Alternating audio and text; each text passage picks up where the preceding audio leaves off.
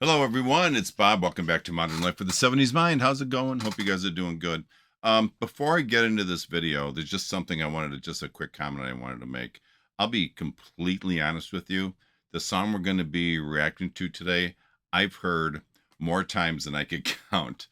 But you know what? Some tracks, I think, especially some of these older, more influential tracks, I just think deserve a repeat listen. And I think this is one of them. Not because they're new or surprising, but they were, I think, kind of like turning points, songs that changed the direction of music when they came out.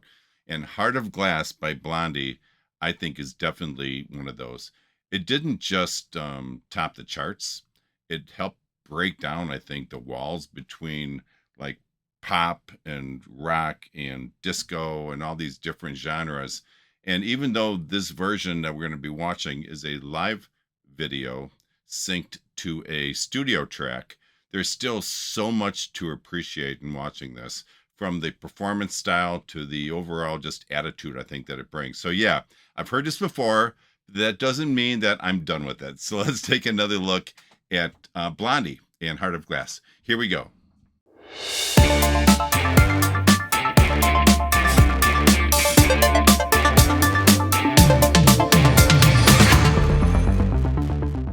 Okay, we are back. I wanted to get that out of the way right at the beginning, just to kind of give you guys an idea. Why the heck is Bob listening to a song that we've all heard before? There is a reason for that. So, with that said, let's go ahead and get this going right away. There's no need for me to talk further. Here we go.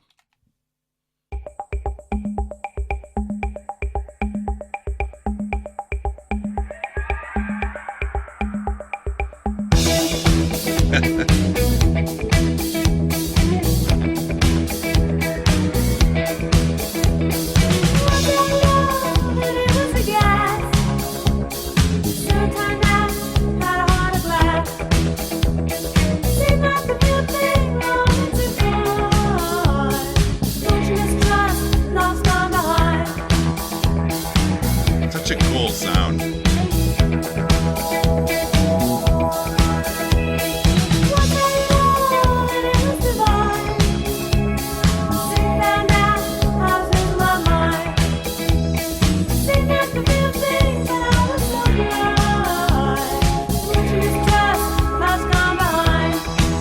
I don't think this song ever gets old, ever.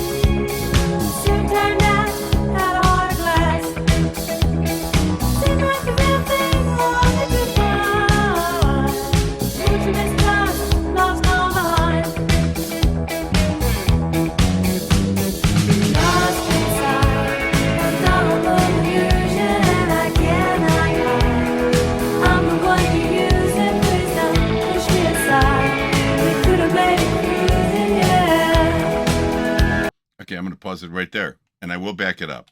I just don't remember if there's a break in this song or not. How she is so cool. She's got this swagger that a lot of artists uh, didn't have, and she doesn't pull it off by doing all these crazy things. She's just up there making these subtle moves, and it just draws you in. You know, Blondie wasn't just a band. I've never thought of them as just a band. They were a movement, and they weren't afraid, definitely at all, to mix things up. Disco, reggae, a very early rap, and as you know, in some of her songs, whatever felt good for them, they went with. And that was kind of a rare thing back in that time period, because I think a lot of artists, especially at that time, felt like there was a certain style that was popular and they had to stick with that. And Blondie didn't abide by those rules at all.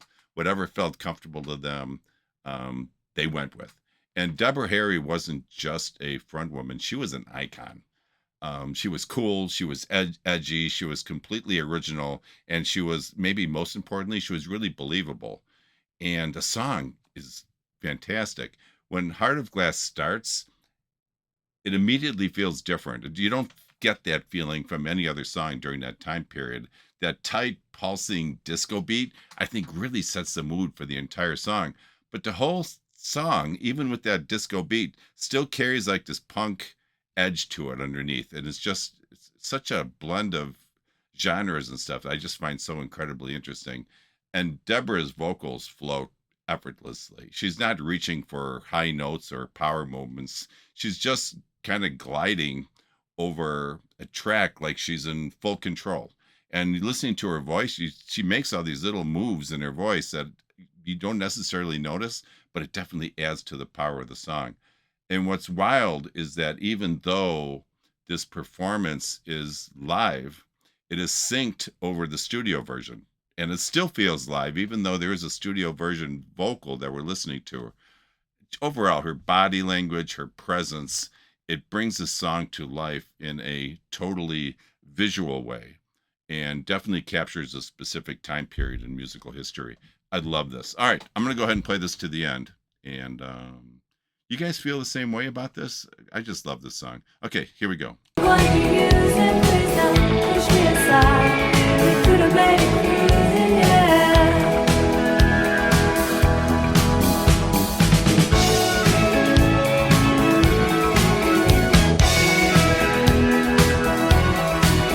I'm sitting here playing organ on my desk here.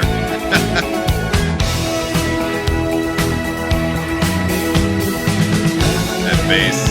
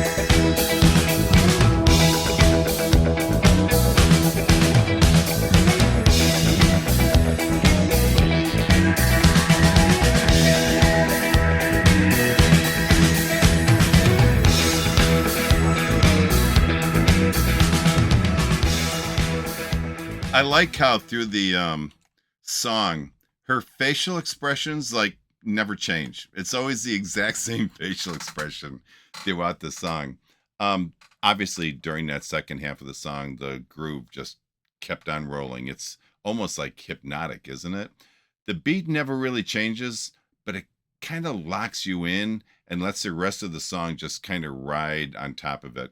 Deborah's voice stays cool the whole song and very steady as well in the whole song. Just like I was saying, her emotions, the emotions and her expressionism in the song lockstep through the whole thing. She's not trying to build towards some dramatic finish in this song. She's letting the song speak for itself. Although I did see her moving a little bit more at the end, body wise, but again, her facial expressions never change. And honestly, that restraint that she shows in this song is powerful. It gives the lyrics more weight, I think, especially when she repeats soon turned out and heart of glass. All those phrases are very simple, but they all hit really well, I think, in this song. Visually, I think even though she's not singing live, her energy sells this whole thing. She's got that effortless swagger, and I think swagger is a perfect word for it. Just enough movement to stay locked in, but really never overdoing it. This whole performance to me felt like a time capsule from a special musical time period and movement. Just wonderful. Okay, I hope you enjoyed that as well. I'm going to get my headphones off, and I will be right back for my final thoughts. Hold on. Okay, we're back for final thoughts. Now, before I get into final thoughts, I want to mention one thing. As I've said in my earlier videos, once in a while I'll go out and sing karaoke. I'm horrible, but I have fun, and half of the fun is making a fool of yourself. So I got that part down. One of the really cool things, though, along the way is that I've met some really cool people. One in particular is a guy by the name of Dre, and he has got talent everywhere. I mean, he must have a resume that's like this thick because he does everything like movies, singing, and I'm sure a lot of other things I don't even know about yet. But one of the things he did, he sent me a link to one of his songs that he wrote and he sings, and it's on SoundCloud. And I loved it. I listened to it on the way home from karaoke that night, and I just really enjoyed it. So what I wanted to do was share that with you, and I will have the link to this one song in particular that I'm talking about. I'll have it in the comments below. He on SoundCloud, he goes by the Almighty Dresta, and the song is "I Get Sentimental." Listen to the whole song because you will get sucked into it. I guarantee you. So I'm really happy that I was able to meet such a nice, genuine, and really talented individual. So Dresta, Dre, it's been really nice getting to know you, and it's been a lot of fun. So all right, let's get back to this video. I think the chorus, that's the part that always kind of sucked me in. It's just perfect. When she slides into Once I Had a Love or Soon Turned Out, it kind of locked so perfectly with the beat. You almost have no choice but to move with the music. The repetition of the song, and this song is very filled with repetition, kind of sticks in your head fast, and it never leaves. Which is why I think this worked well in both clubs and on radio stations. And a lot of music back then I don't think worked in both places, but this one does. Deborah Harry's vocal, I think, is light and breathy, but she sneakily kind of throws in all these little slides and bends, which makes the song definitely more interesting.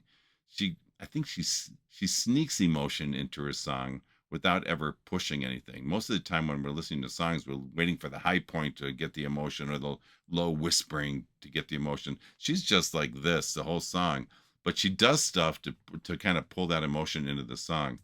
Musically, I think the track underneath, um, all her singing is just killer. I think it's great, and it's I mean it's a combination of the machine pulse, the catchy bass sound, which I really like in the song a lot, the crisp guitar and the synth accents that keep everything somehow moving without the song feeling overly crowded. When you throw all those things together, especially when each one is adding so much of the song, it has a tendency, I think, to almost feel too much. But I didn't get that feeling at all with this song.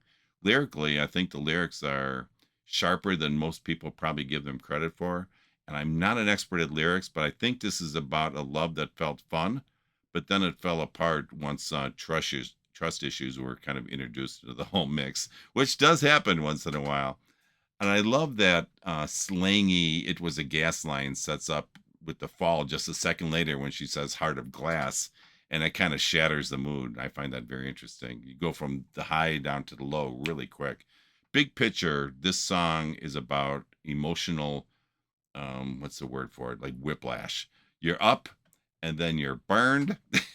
But anyways, you just keep on dancing throughout it all, and that's what's great about it. It's that wonderful mix of dance floor groove plus I think real life sting or disappointment. And I think that's why this song still receives just so many listens because it's just packed with emotion. And in an odd way, she doesn't show that emotion vocally, but somehow it works. And I just don't know how she did it, but it's wonderful. Okay, guys, listen, if you like this video, please give me a thumbs up. And if you would, click that notification bell. That way you'll be notified anytime I release some new content. Okay, thank you for listening. Remember, only life is priceless. Please make each and every day count. I will put that link below. Please check that out. God bless all of you. Peace out. I will talk to you guys next time. Take care. Bye-bye.